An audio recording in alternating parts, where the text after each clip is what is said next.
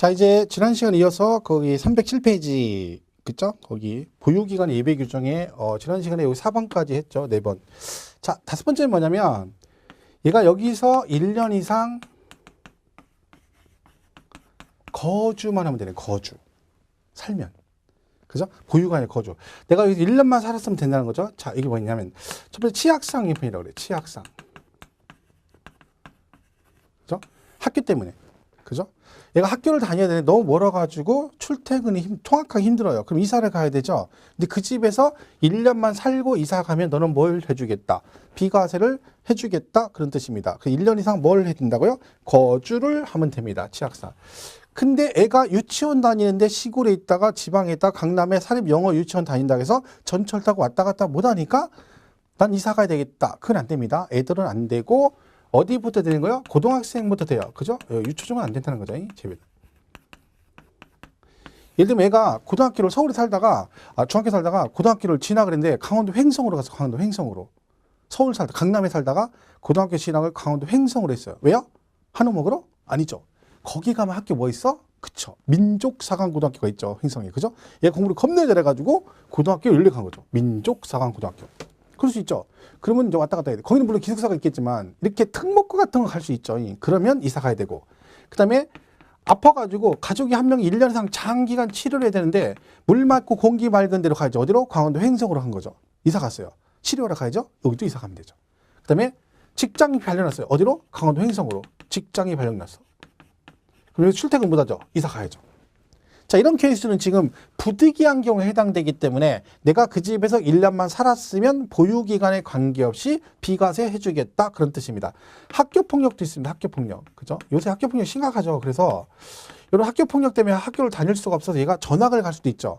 그런 경우도 마찬가지로 1년만 거주했으면 비과세 받을 수 있다. 물론 이건 다 입증을 해야 됩니다. 물론 입증을 해야 되지만 어쨌든 세법상 요건만 놓고 봤을 때는 보유를 2년 하지 않아도 1년 이상 거주만 했으면 비과세 받을 수 있고, 그리고 이사를 가는데 이사를 어디로 가야 된다?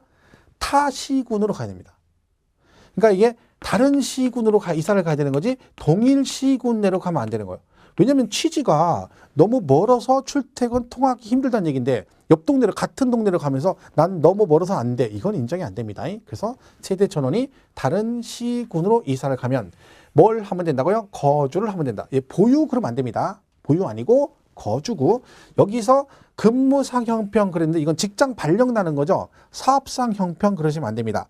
사업상 형평은 개인 사업자 가는 거죠. 그런 경우는 안 되고. 그래서 이 내용을 잘 숙지를 하시면 돼요. 이게 내용이 단대 시험에 제일 잘 나오는 내용이죠. 비과세는 다 중요합니다. 그래서 여러분 그 부분 잘 정리해 주시고요.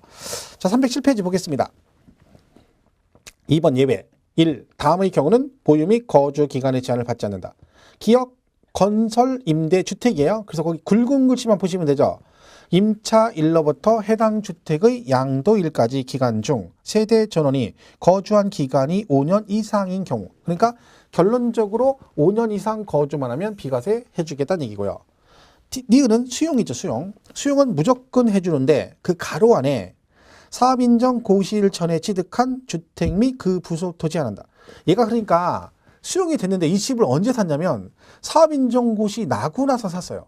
여러분 우리 공법에 사업인정고시가 났다는 얘기는요, 대놓고 이제 수용하겠다는 얘기야. 이미 다 아는 얘기인데 그때 가서 집을 산 다음에 수용되니까 2년 보유 못했는데 비과세, 이건 인정 안 하겠다는 거지. 그러니까 최소한 집은 언제 사야 된다고요?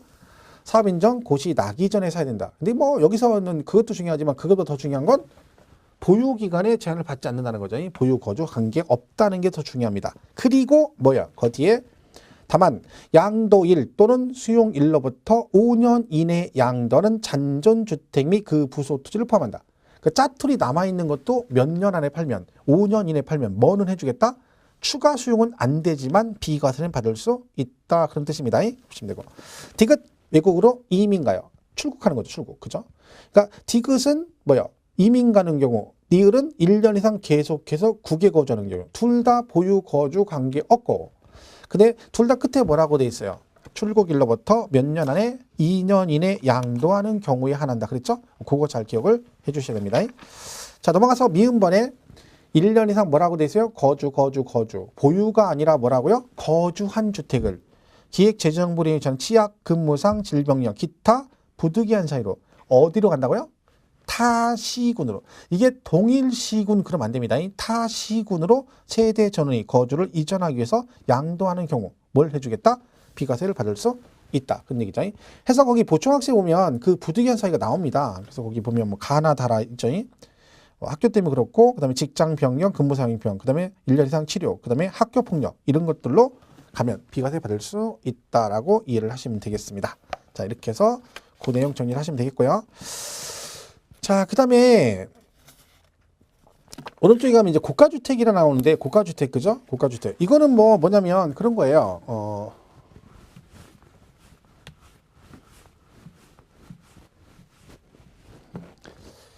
자, 거기 하기 전에 그 308페이지 보시면 308페이지, 그죠? 거기 동그라미 3번 있죠? 동그라미 3번, 그죠? 거기를 한번 보겠습니다. 308페이지 밑에 동그라미 3번 기역, 니은, 디귿 있죠? 자, 보유 거주기간 통산인데 뭐냐면 기억번, 거주하거나 보유하는 중에 소실, 독일, 노후 등으로 인하여 멸실되어 재건축한 주택인 경우는 그 멸실된 주택과 재건축한 주택에 대한 거주 및 보유 기간을 통산한다.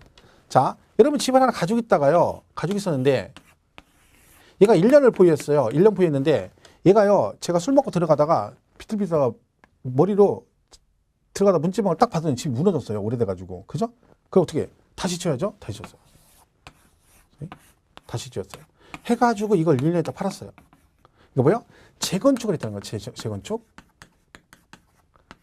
소실, 불이 나거나 노후화돼서 무너져가지고 새로 짓는 거죠. 그러면 이거를 해가지고 새로 지었어요. 근데 그래가지고 이걸 다시 1년 있다 팔았다는 얘기지.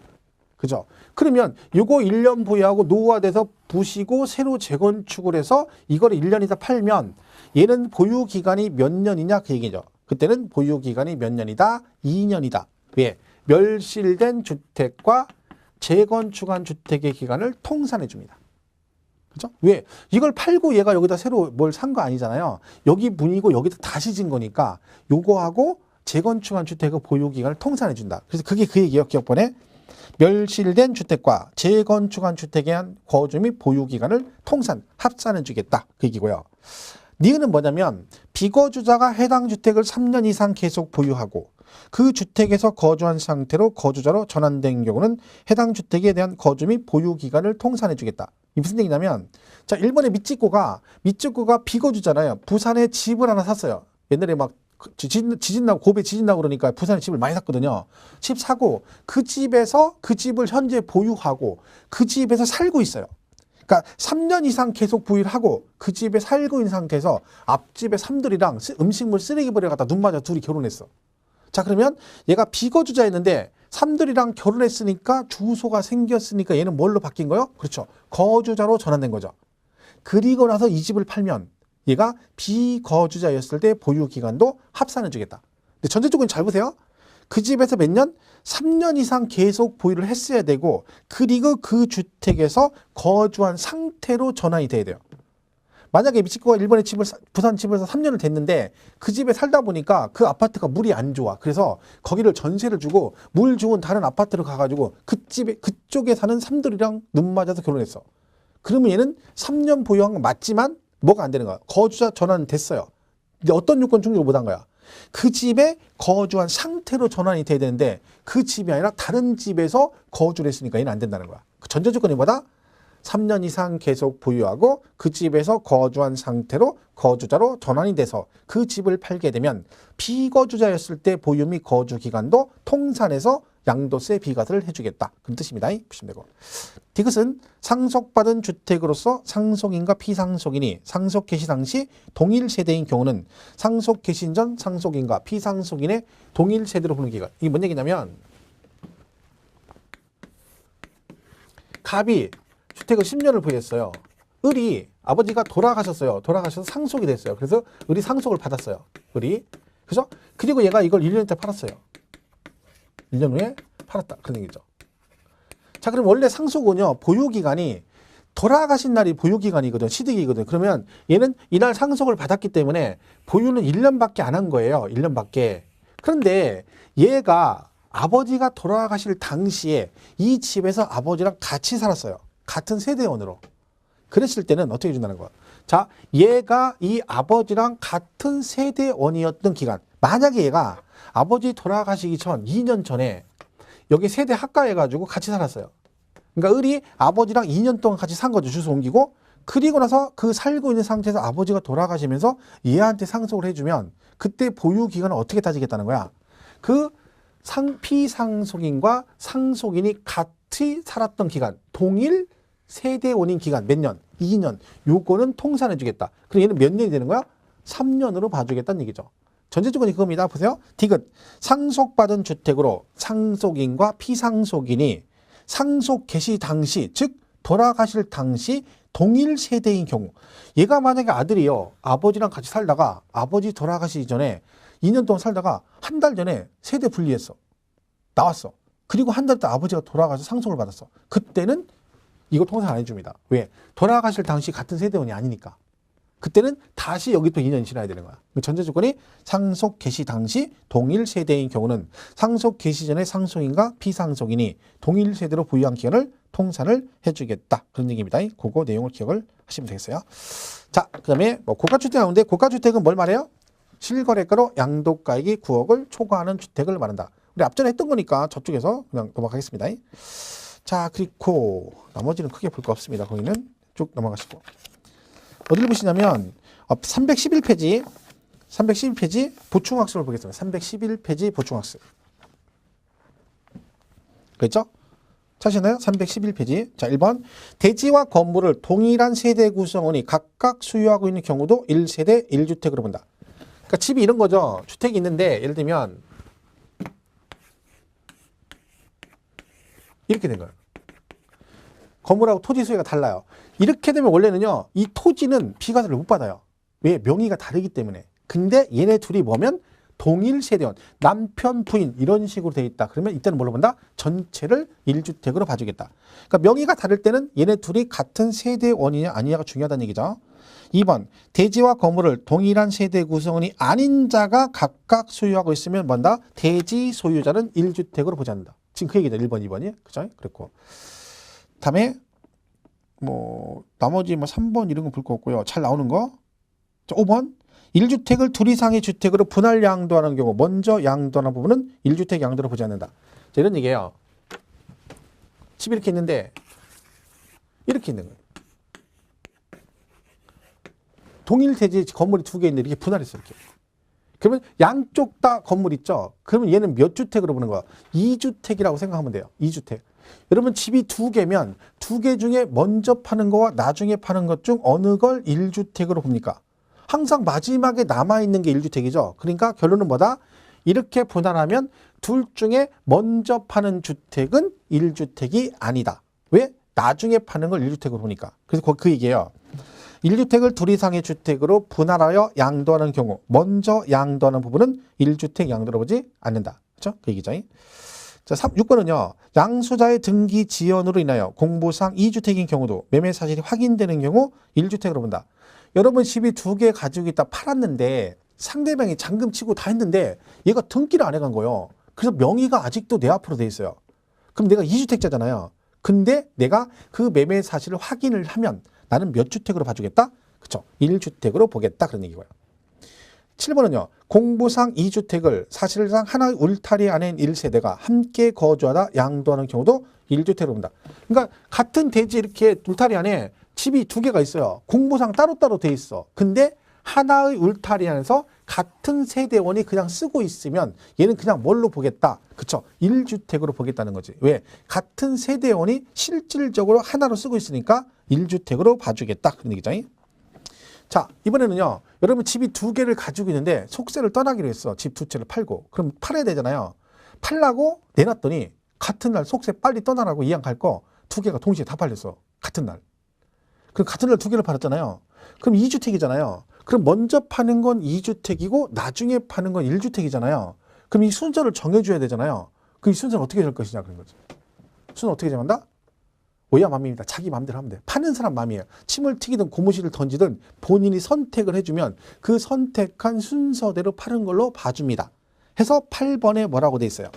두 개 이상의 주택을 같은 날에 양도한 경우는 당의 거주자가 선택하는 순서에 따라 주택을 파는 걸로 보겠다. 그죠? 이렇게 해서 그 내용 정리하시면 되죠. 자, 이제 비과세의 마지막 부분이 뭐예요? 1주택 특례죠. 집이 두 개인데 하나로 봐주는 특례. 이거죠. 자, 얘는 뭐냐? 제일 기본이 이겁니다. 내가 집을 하나 가지고 있어.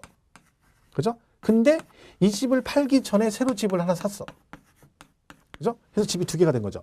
자, 이런 경우 이 집을 팔면 현재 몇 주택인데 1세대 2주택인데 일정한 조건을 갖춰서 팔면 몇 주택으로 봐주겠다? 1세대 1주택으로 봐주겠다. 이런 뜻입니다. 자, 그럼 얘는 뭐냐? 자, 조건이 있어요. 이 집을 사고 1년 이상이 지나야 돼요. 지나고 사고 이걸 산 날로부터 얘를 3년 이내 팔아야 돼요. 그죠? 그러니까 여러분 집이 하나 있는데 집 사고 1년 지난 다음에 새로 집을 사고 그 새로운 주택 산 날로부터 3년 이내 얘를 팔면 얘가 현재 몇 주택인데 그죠? 2주택인데 1세대 1주택으로 봐주겠다는 거죠. 그죠? 이 특례입니다. 두 개인데 하나로 봐주겠다. 그럼 얘가 1주택으로 보는 거죠. 그리고 바로 비과세하는 건 아니에요. 왜? 비과세는 1세대 1주택이 비과세 아니라 했잖아요. 보유도 2년 해야 되잖아. 근데 얘가 2년 보유했을 수도 있고 안 했을 수도 있어. 모르잖아요. 그러니까 무조건 비과세하면 안 되고 비과세 규정을 적용한다. 적용해서 2년 보유했으면 받고 안 했으면 안 된다. 그런 뜻입니다. 어쨌든 결론적으로 1년 지난 다음에 얘를 사야 되고 그리고 산 날로부터 3년 이내 팔아야 몇 주택으로 봐줘? 2주택인데 1세대 1주택으로 봐주겠다. 312페이지 4번의 1번이 일시적 1세대 2주택이에요. 보세요. 1번 국내 1주택을 소유한 1세대가 그 주택을 양도하기 전에 다른 주택을 취득함으로써 일시적으로 2주택이 된 경우 종전주택 취득한 날로부터 몇 년 지나고 1년 이상 지나고 다른 주택을 취득하고 그죠? 그리고 그 다른 주택을 취득한 날로부터 몇 년? 3년 이내에 종전주택을 양도하는 경우는 이를 1세대 1주택으로 보아 비과세 규정을 적용한다라고 되어 있네요. 자, 그런데 거기 다시 가로 안에 위에 보면 종전주택이 조정대상 지역에 있는 상태에서 조정대상 지역에 있는 신규주택을 취득하는 경우는 신규주택을 취득한 날로부터 2년 이내 팔아야 됩니다. 자, 만약에 서울시가 조정대상 지역이잖아요. 현재 여러분이 서울시에 집을 가지고 있어. 조정대상 지역에. 그리고 서울시 안에 있는 집을 또 사잖아요. 그럼 내가 서울시에 집이 있는데 1년 지나고 서울시 집을 또 샀어. 그러면 이 집 산 날로부터 얘를 파는데 그때는 3년이 아니라 2년 이내 팔았을 때만 1주택으로 봐줍니다. 그러니까 조정대상 지역은 강화란 거죠. 무슨 말 이해가시죠? 내가 서울시 조정대상 지역에 현재 집이 있어. 이게 조정대상 지역이에요. 근데 또 얘를 사. 얘도 어디 있는 거야? 조정대상 지역. 그러니까 서울시에 집이 있는 사람이 서울시 집을 샀어요. 1년 지나고. 그러면 원래는 3년 이내 팔아야 되는데 얘는 몇 년 안에 팔아야 돼? 2년 안에 팔 때만 1주택으로 봐줍니다. 어디만? 조정대상 지역에 집이 있는 사람이 그 조정대상 지역 집을 샀을 때는 3년이 아니라 2년 안에 팔면 돼. 그군요. 그렇지 않은 이상은 다 몇 년 안에. 그죠? 3년 이내 팔면 된다. 1번만 보세요. 2번은 볼 거 없고요. 그죠? 자, 그 다음에 오른쪽 상속 나와요. 상속. 저는 뭐냐? 자, 똑같아요. 집이 하나 있어, 여러분이. 갖고 있어. 근데 뭘 받았어? 돌아가시면서 상속을 받았어요.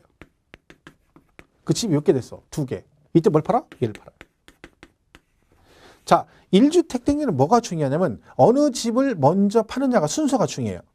잘 모르면 기존에 있던 집을 무조건 먼저 파는 거야. 그죠? 그리고 어떤 애들은 기간 몇 년 안에 팔아라. 기간 제한이 있는 것도 있고 없는 것도 있어요. 그걸 여러분이 정확하게 기억을 해 주셔야 돼. 얘는 지금 기간 제한이 있고 얘를 파는 거고 얘 같은 경우도 집이 하나 있는데 상속을 받았네요. 그럼 뭘 팔아야 돼? 이걸 팔아라는 거. 있던 집을. 상속받은 집을 먼저 팔면 2주택이에요. 그죠? 얘를 먼저 팔아라. 얘는 중요한 게 뭐다? 기간 제한이 없어요. 아무 때나 팔면 돼요. 평생. 대신 뭘 팔아야 된다고? 일반 주택을 먼저 팔아야 된다. 그런 얘기입니다.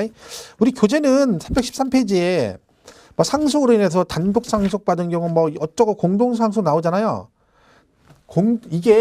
이걸 공동상속 받건 상속을 단독으로 받은 것이든 결국은 상속받은 거니까 뭘 팔으라고요? 기존의 일반 주택을 팔아야 된다. 이것만 기억하시면 돼요.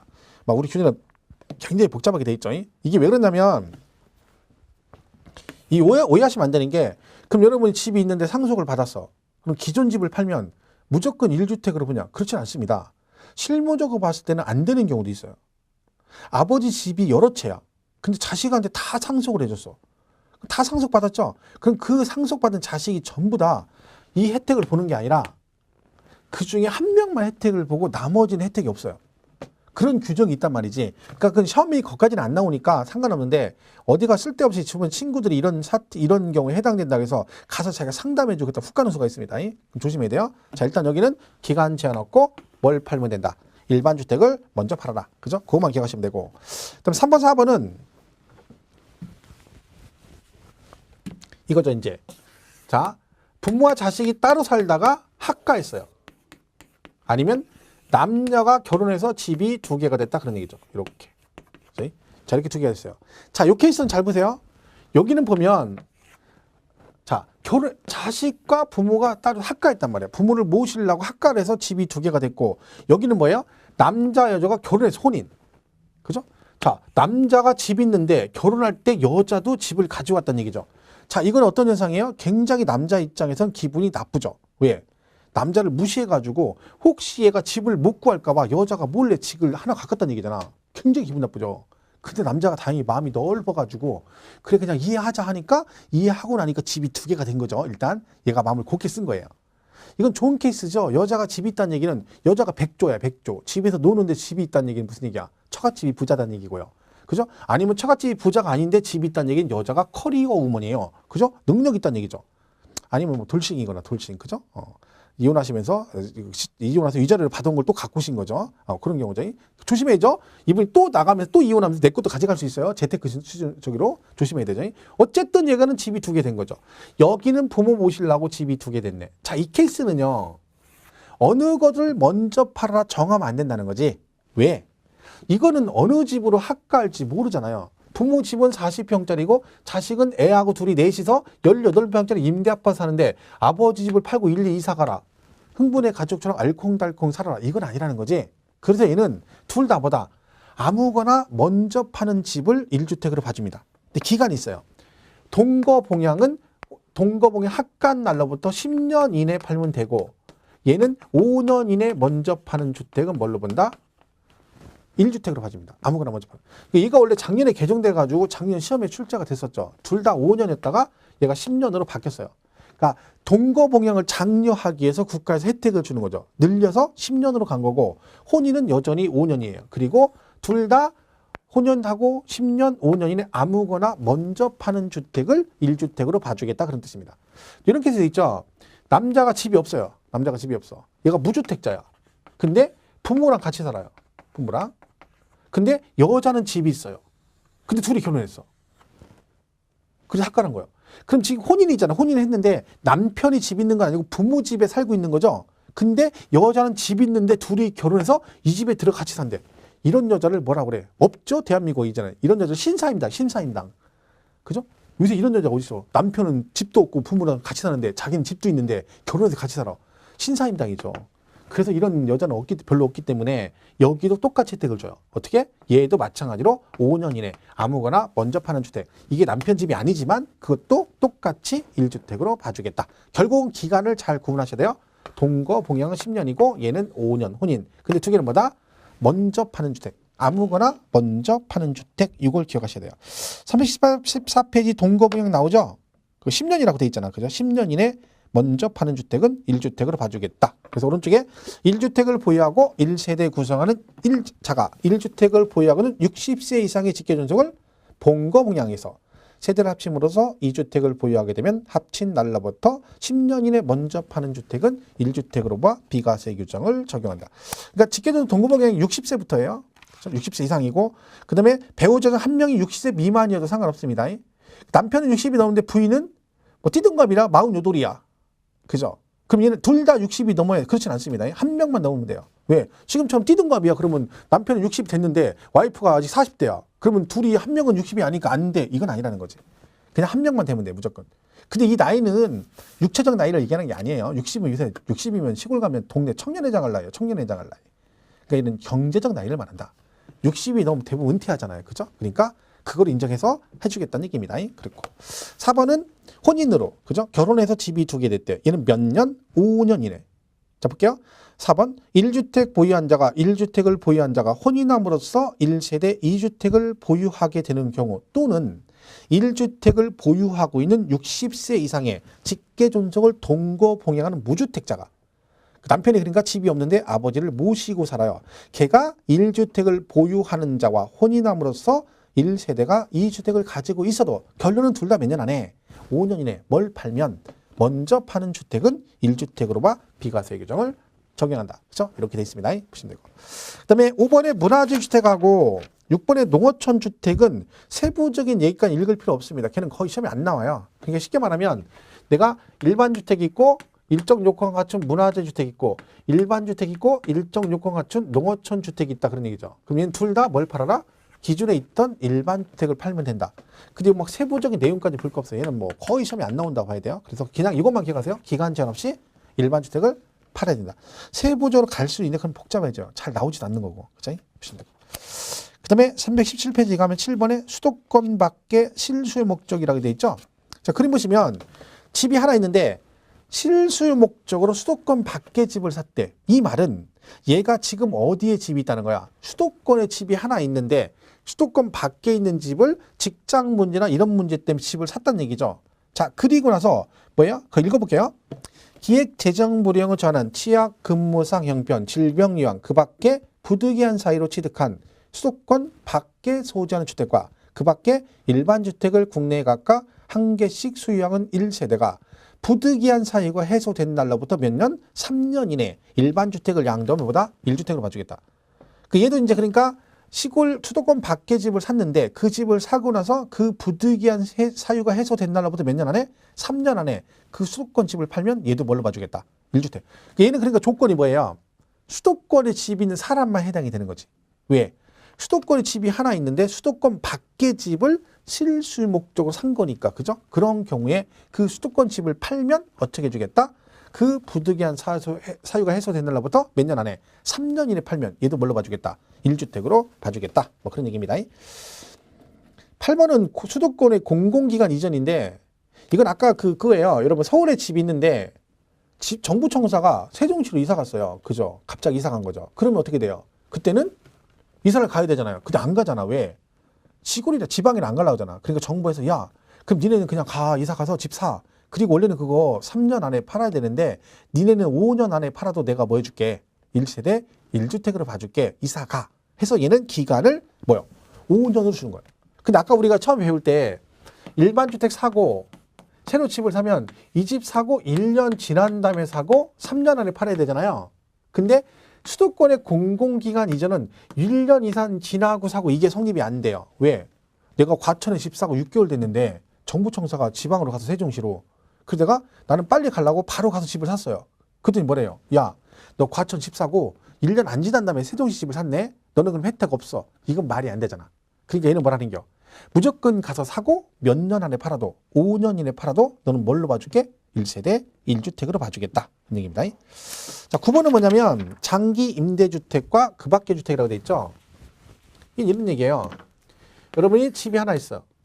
임대주택이 있다는 거죠. 임대주택. 그리고 내가 살고 있는 집이 있다는 거지. 거주주택. 또 하나 있어요. 장기, 그러니까 가정 어린이집용 주택. 그죠? 이렇게 돼 있어. 그리고 내가 사는 집이 있다. 거주. 이게. 그러니까 여러분 임대사업자를 내가지고 임대를 하고 있어요. 그죠? 주택을. 그리고 내가 사는 집이 하나 있고요. 그 다음에 내가 집이 2개인데 하나는 내가 놀이방 용도로 쓰고 있는 거야. 놀이방 용도로 쓰고 있고 내가 사는 집이 하나 있다는 거죠. 이렇게 되었을 때 얘네들은 둘 다 뭘 팔면 된다? 요 거주주택을 먼저 팔면 1주택으로 봐줍니다.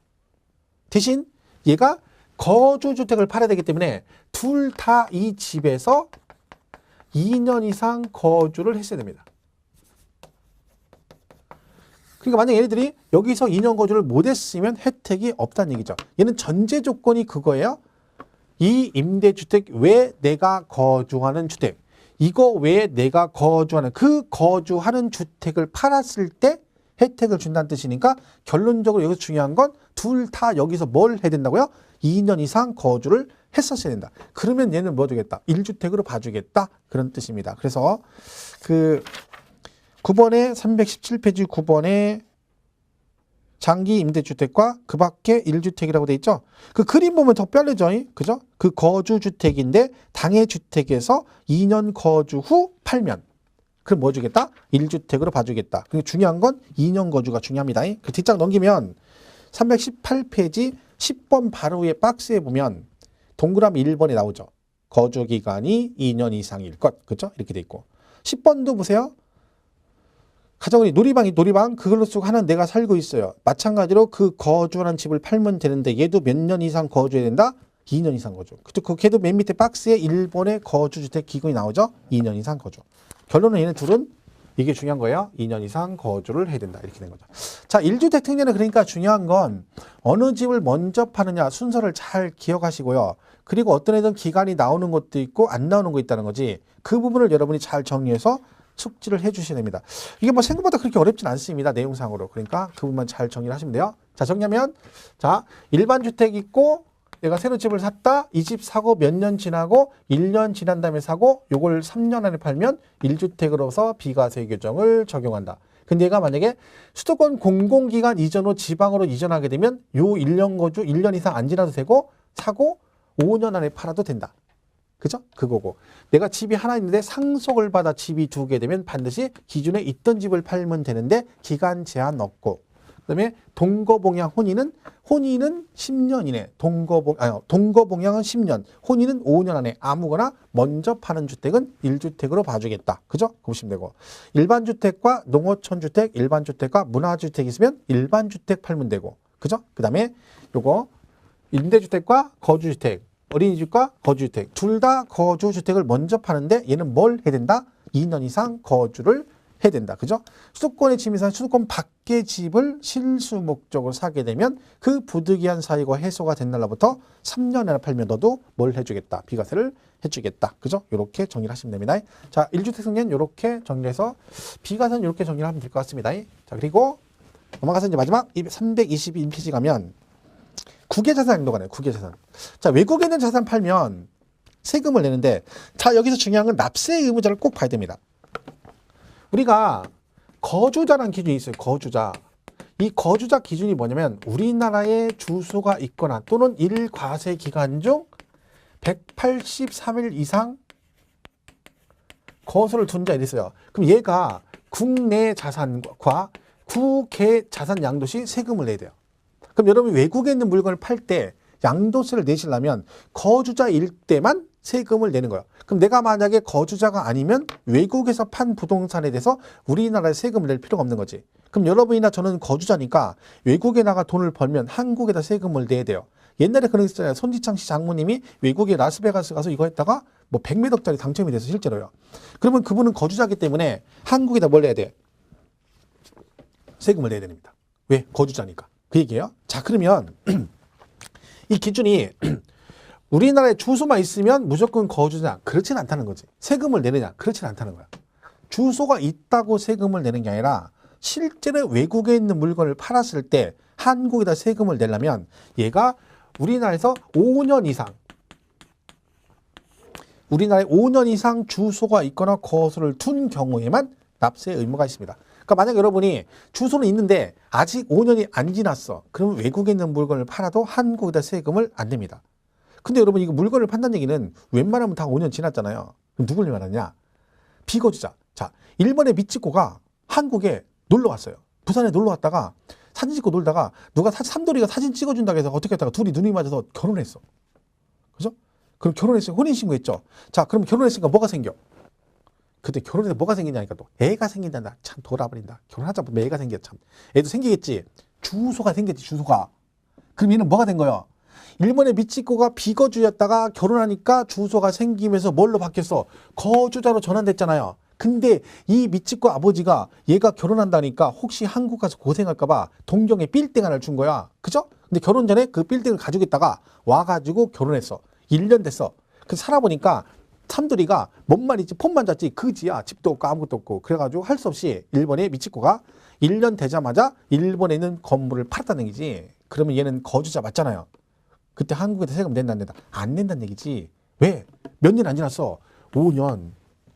5년은 지나야 된다는 거야. 미치코가 1년밖에 안 됐어. 걔가 한국에 아는 게 뭐 있어?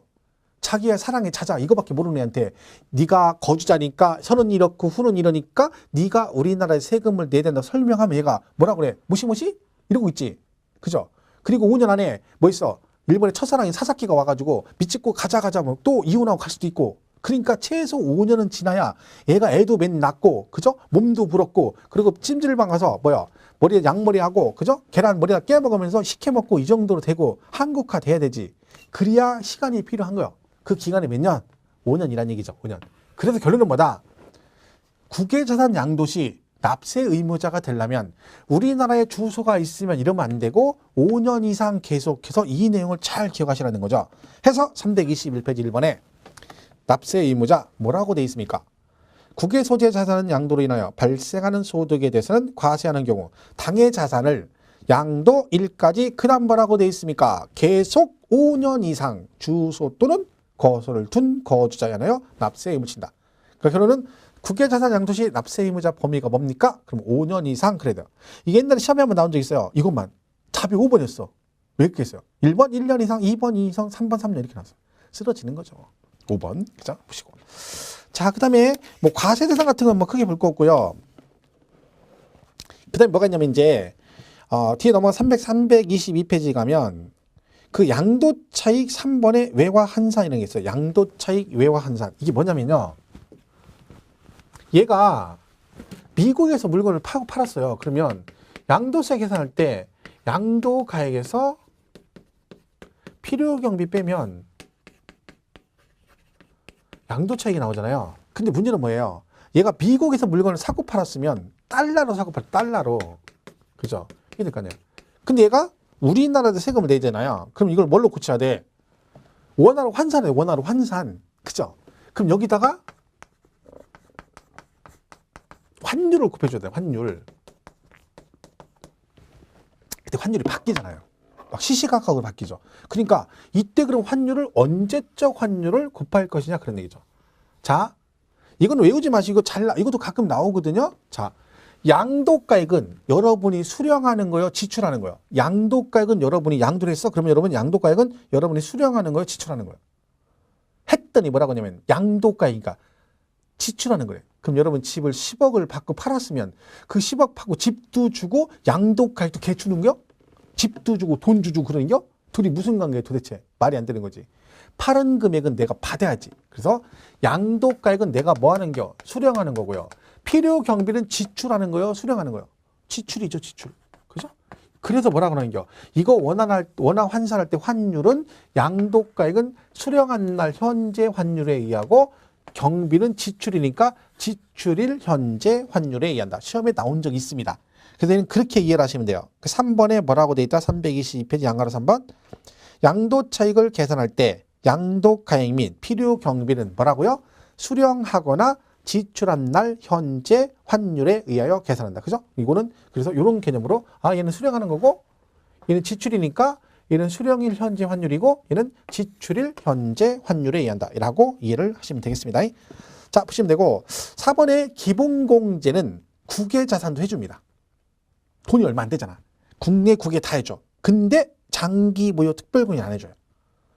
외국에 있는 거 팔았을 때. 왜냐면 장기 무효 특별공제는 공제율이 크거든요. 기본 10%인데 아니 6%, 2, 3은 6인 6%잖아요. 그러면 뭐 한 번에 몇 천만 원씩 받을 수 있죠. 근데 외국에 있는 물건 파는데 그렇게 많은 공제 해줄 필요가 없는 거지. 그죠? 그래서 기본 공제 지가 해봤자 소득별로 연 250이니까 날고 겨봤자잖아요. 그러니까 걔는 해주는데 장기 무효 특별공제는 국외자산은 안 해줍니다. 기본은 해주고. 자, 그 얘기입니다. 이렇게 보시면 되겠죠? 자, 그리고 그 다음에 뭐 세율은 특별하게 볼 게 없어. 이런 건 뭐 그죠? 넘어가시면 되고. 그 다음에 324페이지 가면 그 5번에 외국 납부 세액 공제라는 게 있어요. 저는 만약에 여러분 미국에다 물건을 팔잖아. 미국에 있는 건물을 팔면 그 나라에다도 세금을 내잖아요. 미국에다가. 그죠? 그리고 우리나라에서 세금을 또 내는 거죠. 그럼 이중으로 세금을 내는 거잖아요. 그러니까 어떻게 해주겠다는 거야? 네가 우리나라에서 세금을 계산할 때 그 외국에서 낸 세금 있죠? 그거를 빼주겠다는 거야. 근데 그 빼주는 방법이 두 가지가 있다는 거죠. 거기 보시면 뭐라고 돼 있어요. 324페이지. 자, 두 개 중 1번. 당해 과세 기간에 양도소득 산출세액에서 국외자산 양도소득 금액이 당해 과세기간 양도소득 비례고 쪼쪼 해가지고 뭐 산출세액에서 공제하는 방법. 그러니까 얘가 그 세액에서 공제를 해주는 방법이 있고 두 번째는 필요 경비로 산입해서 공제해주는 방법 두 가지가 있다는 거죠. 그 두 개 중에 뭐 한다? 선택해서 니한테 유리한 걸로 받을 수 있다. 그러니까 외국에서 납부한 세액은 우리나라에서 뭐 세액공제를 받거나 아니면 필요 경비를 산입해서 하거나 두 개 중에 하나를 선택해서 둘 중에 본인한테 유리한 쪽으로 적용을 받을 수 있다. 뭐 그런 얘기네요. 이렇게 보시면 되겠습니다. 나머지는 뭐 특별하게 내용이 없습니다. 이 정도 선에서 정리를 하시면 될 것 같아요. 이건 뭐 자주 나온 내용은 아니고 나중에 문제 한두 문제 풀면 되니까 이게 중요한 건 아니죠. 항상 말씀드리지만 세법은 취득세, 재산세, 양도세가 중요하다는 걸 꼭 명심하시고 하여튼 그 세 파트가 안 되면 세법은 10개는 죽어도 못 맞습니다. 그걸 항상 기억하시고 다시 말씀을 드리지만 우리 시험은 전략이 중요하다는 걸 꼭 기억하시고 평균 60을 막기 위한 전략을 꼭 짜셔야 됩니다. 그러니까 무대뽀를 열심히 한다고 잘하는 게 아니에요. 그러니까 제가 자꾸 지금 세법은 10개가 목표인데 내 목표가 10개네요. 그러면 그걸 달성하기 위해서는 취득세, 재산세, 양도세를 해야 된다 했잖아요. 다른 과목도 마찬가지겠죠. 내가 이 과목은 목표가 이 정도다 일단 그러면 거기에 맞춰서 최대한 그 점수에 근접하려면 일단 어느 걸 먼저 해야 되는지를 선택해서 거기에 먼저 집중하고 그리고 다면 또 다른 것도 하는 거죠. 근데 처음부터 전체를 놓고 몽땅 가겠다. 이러면 지쳐버립니다. 점수도 안 나오고. 그걸 생각해서 하시면 돼요. 그러면 생각보다 얘는 굉장히 쉬워요. 전 이런 얘기도 합니다. 단순하게 하루에 내가 문제를 과목별로 6과목이니까 한 문제씩 풀어요. 한 문제씩. 대신에 그 한 문제를 그 문제가 왜 맞고 틀린지 지문 하나를 철저하게 분석하고 그리고 기본서 찾아가지고 얘가 내용은 이런데 어디가 틀리게 나오고 그런 걸 완벽하게 이해하고 6문제씩 풀어가잖아요. 그런 식으로 해가지고 시험 볼 때까지 맨날 그렇게 하면 무조건 붙어. 무조건 붙어. 그잖아요. 그럼 지금 300일 정도 남았다 그러면 한 과목당 300문제를 내가 완벽하게 이해하고 있다는 얘기예요. 그럼 시험에 안 떨어지죠. 그게 쉬운 거 이게. 근데 왜 안 돼? 못해. 그렇게. 못해. 왜? 시간이 없어서? 아니에요. 시간은 있어. 왜 못해? 불안해서 못해. 이거 막, 야, 내가 이렇게 되겠어? 이거 이렇게 되겠어? 불안한 거야. 왜? 이것도 하고 저것도 해야 되거든. 불안한 거지. 그래서 못하는 거야. 아직 여유 있어요. 하면 돼요. 뭐든지. 우리 강의할 때 그래요. 학원에서 강의할 때 이런 분이 있어요. 선생님 저는 수업 듣는데 뭔 얘기인지 하나도 모르겠어요. 근데 옆에 언니랑은 막 맨날 설명할 때 다 알아듣고 막 끄떡끄떡한데 그게 끄떡끄떡이 알아듣는 게 아니에요. 미치겠다는 얘기야. 나 뭔 얘기인지 미치겠네. 이거 아니면 졸던가.